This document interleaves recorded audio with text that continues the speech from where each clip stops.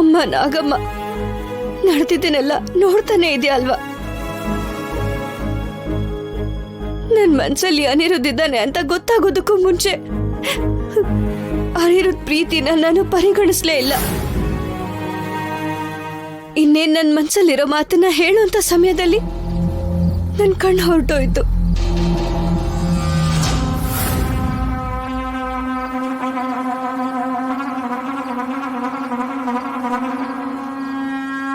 ಯಾವಾಗ್ಲೂ ಜಾತಿ ಹಣ ಅಂತ ನನ್ನ ಕೀಳಾಗಿ ನೋಡ್ತಾ ಇದ್ದಿದ್ದ ಯಜಮಾನ್ರು ಕೂಡ ನನ್ನ ಮನ್ಸಲ್ಲಿ ಅನಿರುದ್ಧಿದ್ರೆ ಪರ್ಣಿಕಾ ಕೊಟ್ಟಿರೋ ಮಾತನ್ನು ಮೀರಿ ನನ್ನ ಜೊತೆ ಅವನಿಗೆ ಮದ್ವೆ ಮಾಡಿಸ್ತೀನಿ ಅಂದ್ರು.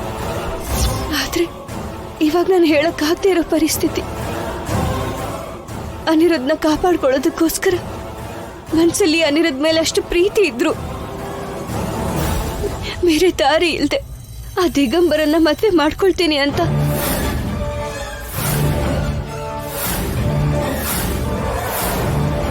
ನಮ್ಮಮ್ಮ ಮಹಾದೇವಿ ಮೇಲೆ ಪ್ರಮಾಣ ಮಾಡಿ ಮಾತು ಕೊಡ್ಬೇಕಾಗಿ ಬಂತು. ಕೊಟ್ಟ ಮಾತನ್ನ ಉಳಿಸ್ಕೊಳ್ದೆ ಬೇರೆ ದಾರಿ ಇಲ್ಲ. ಇನ್ನೊಂದ್ ಕಡೆ ಅನಿರುದ್ಧನ್ ಮೇಲೆ ತುಂಬಾ ಆಸೆ ಇಟ್ಕೊಂಡ್ಬಿಟ್ಟಿದ್ದಾನೆ. ಅದು ಅಲ್ಲದೆ ಸಮಯ ಮೀರ್ತಾ ಮೀರ್ತಾ ದಿಗಂಬರನ್ ಜೊತೆ ಮದ್ವೆ ಮಾಡ್ಕೊಳ್ಳೋ ಸಮಯ ಕೂಡ ಬಂದಿದೆ.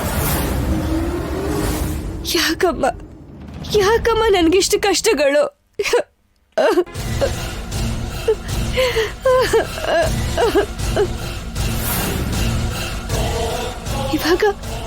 ಇವಾಗ ನಾನು ಏನ್ ಮಾಡೋದು? ಅನಿರುದ್ಧ ಮನ್ಸಲ್ಲೇ ಇಟ್ಕೊಂಡು ದಿಗಂಬರನ್ ಜೊತೆ ಹಸೆ ಮನೆ ಮೇಲೆ ಹೇಗೆ ಕೂತ್ಕೊಳ್ಳಿ ನಾನು? ನನ್ನ ಕತ್ತಲ್ಲಿ ದಿಗಂಬರನ್ ಕೈಯಲ್ಲಿ 3 ಗಂಟೆನ ಹಾಕಿಸ್ಕೊಂಡಿದ್ ಕ್ಷಣನೇ ನಾನು ಸಾಯೋದಂತೂ ಖಂಡಿತ. ನನಗ್ ಸಾಯೋದಕ್ಕೆ ಆಸೆ ಇಲ್ಲ. ಅನಿರುದ್ಧ ಜೊತೆ ಜೀವನ ಹಂಚ್ಕೋಬೇಕು ಅಂತಾನೆ ಇದೆ.